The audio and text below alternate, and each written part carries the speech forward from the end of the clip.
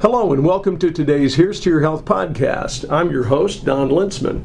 And my guest on the podcast today is Sara Gaul. And Sara, you're going to have to tell me what your new title is because you used to have one. It was Population Health Manager, yes. But now it's a different thing. And it's so long. Gone are the days of Certified Diabetes Educator. Now we are Certified Diabetes Care and Education Specialists. CDCES for short. So, yeah, it's kind of a lot of words. It's a mouthful. Yeah, but still, it's great. You've been here for a while, and you've got a lot of experience. So why don't you tell the folks who are listening today about that? Well, I've been here now for almost 11 years. Been working in diabetes since then. I really didn't have experience in diabetes before coming here with a grant, actually. A grant to try to improve diabetes outcomes in Crawford County. Little did I know I'd find my love. I mean, I absolutely love working with patients with diabetes. That's pretty much been the focal point of my position since then. And so it's just kind of been an evolution over the last 10 to 11 years. Becoming certified was just it was the next step. I knew a lot about diabetes. I learned a lot. Taking the course, going through all of the program, just kind of formalized all of that, and then passing the exam and getting certified was just kind of like the cherry on top. It just gave me more information to continue to pass on to our patients. I think we can't emphasize that enough, though, how important it is that certification took place, but how difficult it is to get that certification. So hats off to you for being able to get that done, but it's all about patient care. It's all about being able to offer more for our patients. Yes. Getting my certification and then getting an accredited program here at the hospital too, it allowed us to kind of take what we were doing and take it a step further. Because we had a path. I had a path for certification. We had a path to get an accredited program for diabetes here. Following that path kind of just helped us come up with a good recipe, making sure that we're not missing anything, that we're covering all of the components of diabetes education and support, not just maybe the way we had always been doing things. So really just gave us an opportunity to make sure we're encompassing everything we should be in the diabetes world for our patients. And going back to what you mentioned earlier, that you've been here 11 years and that your employment here really came about because of a grant to address diabetes issues. We take a look at numbers in Crawford County, and not to say that it hasn't improved, because I think it has, and we'll talk about that in just a second, but we know that based on the most current numbers that we see, we had about 44% of our population is considered obese. Now, I don't know exactly what goes into that definition, but we know that obesity is a part of the issue when it comes to diabetes. And maybe you can just spend a second talking about why it's so important, diet, exercise, why it's so important to be able to control diabetes as a condition, as a disease. Yes, so obviously there's a lot of medications out there that can help with diabetes, but diet and exercise are so important. When you look at type 2 diabetes, which 90% of the population has, of the people that have diabetes, 90% is type 2. And the hallmark to type 2 diabetes is something we call insulin resistance. Your body doesn't use insulin effectively, and so your body must produce more, and it's having a hard time producing enough of this hormone called insulin. Well, the more carbohydrates, which is starches or sugars, that you eat, things the like more insulin, bread or spaghetti or rice, pasta, sweets, all of, even fruit. There's healthy things that have carbohydrates too. The more of that you eat, the more insulin your body needs. So if we can decrease that a little bit, not get rid of it, but if we can be aware of our diet and what's an appropriate amount of these foods that I should be eating, it can decrease your body's insulin needs. And when you exercise, your body uses insulin more effectively for up to 24 hours afterwards. So diet and exercise together can help reduce the amount of insulin your body needs, therefore lowering blood sugar. So can't always be the only thing. There are medications there for a reason that can help, but there's tremendous impact in diet and exercise. And that's definitely part of what we talk about here in our diabetes program with patients, is finding a personalized plan for each patient. It's not a one-size-fits-all. And I'm not the poster child for that. There's a lot of diabetes in my family, both ways. My mom and dad's families both full of it. And so I've been paying a lot of attention over the last couple of years to both my diet and my exercise. And honestly, I can say that I've lost 35 pounds. My blood pressure's come way down, but I think all the rest of my numbers have improved as well. Mm-hmm. So there's a lot to what you're talking about there. I think there's real evidence that shows that works in helping to manage certain aspects of that disease. My guest on the podcast this week is Sara Gaul. Sara is our certified diabetes specialist. I'll let the rest of that stuff go by because I couldn't remember it anyway. All the other words. But specialist is a really good way to go. Before we move on to the next topic, I do want to talk a little bit about our endocrinology clinic because we have a great clinic here. Mm-hmm. We work with specialists from Omaha at UNMC. And they do an absolutely fabulous job, and you've worked with them for quite a while, and we actually have seen some very great results with our diabetes patients. Oh my gosh, yes. We have been working with UNMC and their endocrine telehealth clinic for over 10 years now. It was 10 years in January, and I've been with them since we started that. They do clinic here twice a month, the first and third Wednesday of each month, and it is through telehealth. So they are down in Omaha, and we are here. Our patients are here. The thing about endocrinology is, when you think of endocrine, of course, diabetes, but also thyroid, issues with cortisol, any of the endocrine system they help with. And a lot of managing those conditions, there's not a lot of hands-on. It's a lot of diagnostic tests, labs, how are you feeling, symptoms. So it works great as a telehealth clinic because they don't necessarily have to put their hands on patients, to take care of them. The clinic is so successful, we ended up adding a second provider just a few years in, and we now have Dr. Blount in the morning and Dr. Island in the afternoon, and their clinic is pretty full most of the time. But at the same time, we always try to keep appointments to get people in. They're great providers. They are both absolutely fabulous, both medically and personality-wise. Yeah. They're great people, and they're also great providers. And when you can get the two together, that's just always a great combination. Just as a quick aside, yes. If somebody is listening to the podcast today and says, wow, that endocrinology telehealth clinic sounds like a great thing, how do I become a part of that? What would you suggest that they do? I would suggest that they talk to their primary care provider and get a referral. Normally those referrals come from primary care, and then they would schedule at our specialty clinic at the 265-2600, whether the provider's nurse would schedule that or they would schedule that themselves. I just want to say not every person who has diabetes needs to see an endocrinologist. Our primary care providers here at CCMH are amazing. They do amazing work with patients with diabetes. When do you need to see an endocrinologist?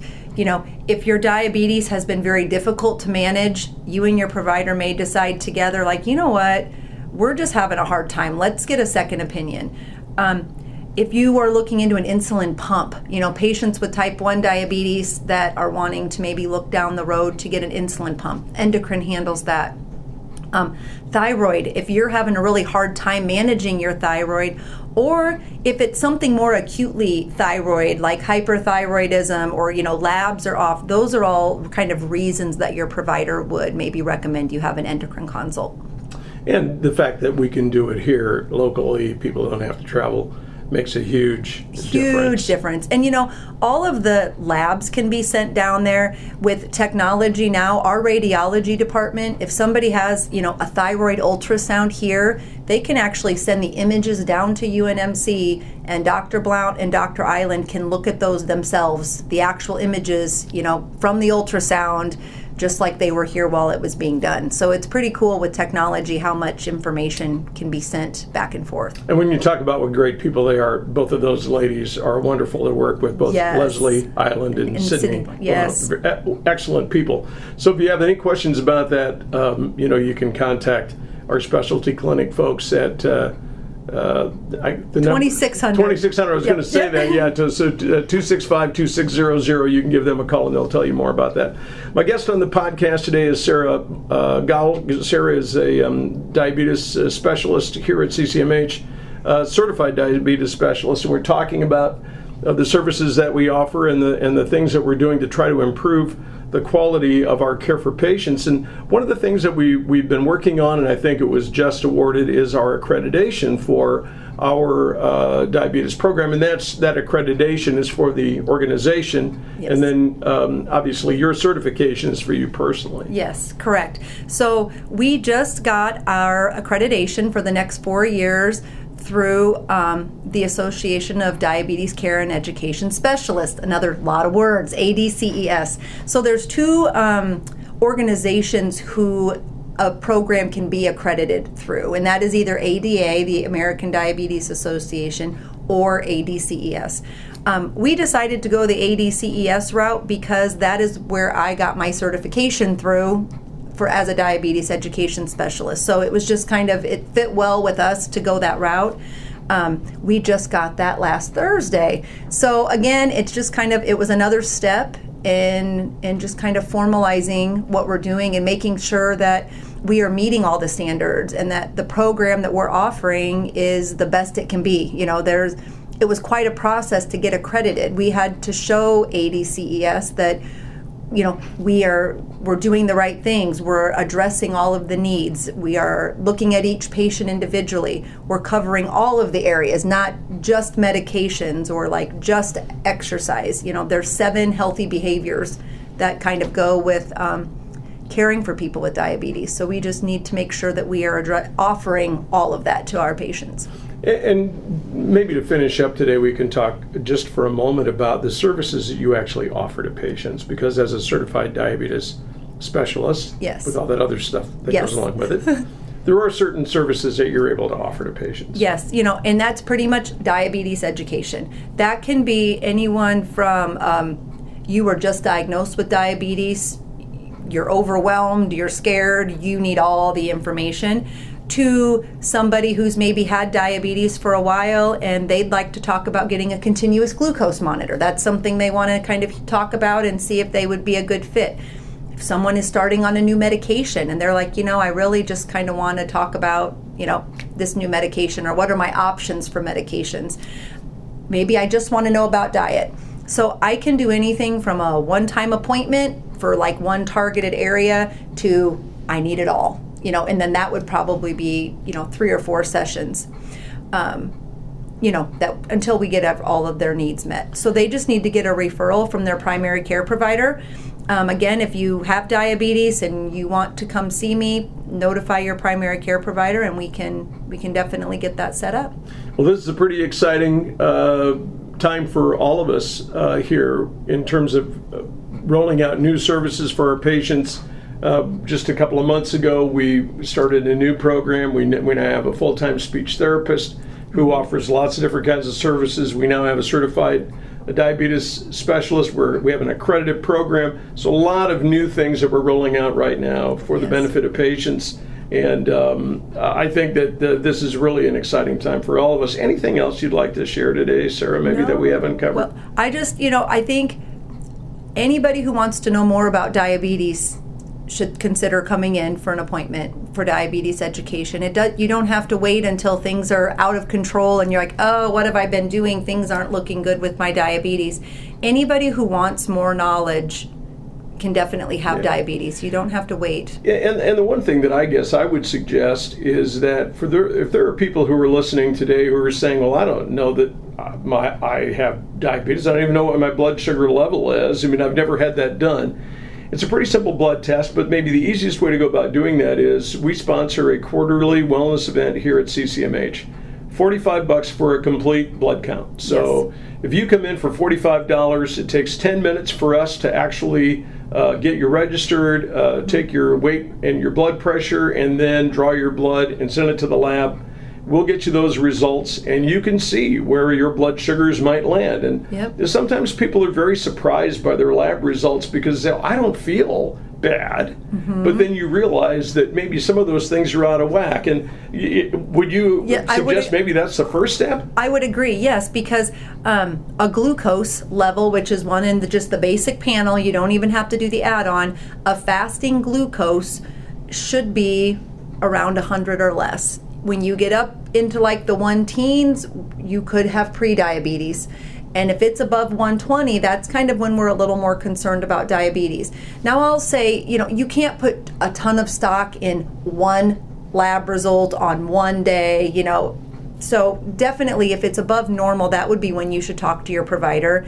There is a 3-month test called an A1C that is like a 3-month average. I don't necessarily feel like everyone needs to get that, but if your glucose on just the basic panel came back a little elevated, your provider would most likely say, you know what, let's look at an A1C. Sometimes we find that, oh yes, you do have pre-diabetes or diabetes. Other times, for whatever reason, that number may have been high, but your A1C is fine, and we would just continue to watch. So, but labs are kind of where we would diagnose, and the wellness is a great way to get those results for inexpensive. Yeah, I've had 17 years in healthcare in a couple of different roles. The one thing that I've learned in those 17 years is you are your own best advocate for your healthcare. Mm-hmm. But you can't advocate for yourself if you do not know what's going on. Correct. So you can't advocate unless you understand it. So let's understand it. Yes, you've got to agreed. start with a baseline. You've got to understand what all of those numbers look like and what they mean. Mm-hmm. And then we can help you a little bit more to manage your health, which is what this is all about. Well, and I think it's nice that along with those results, you don't just get this paper with results in the mail, to try to decipher what is normal, what's not.